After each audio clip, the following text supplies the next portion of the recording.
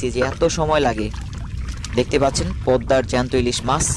এই সব মাছ উপরে ক্যারেটে তোলা হবে, একটু দেখাই। আর এখন সময় ঘড়িতে আনুমানিক 1:30টার মতো বাজে। আপনারা বলতে পারেন যে এই মাছগুলো যেহেতু তরতাজা উঠায় রাখছে, তাহলে এই মাছগুলো কি করে? এই মাছগুলো তারা বরফ দিয়ে রেখে দিবে। আগামীকাল তারা এই মাছগুলো মৈনটঘাট মাছের আড়তে বিক্রি করবে। দেখতে পাচ্ছেন লাফাচ্ছে, অনেকগুলো ইলিশ পাওয়া গেছে। Wow, just wow.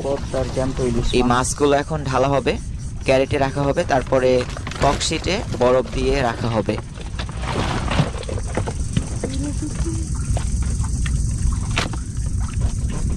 অসাধারণ, অসাধারণ।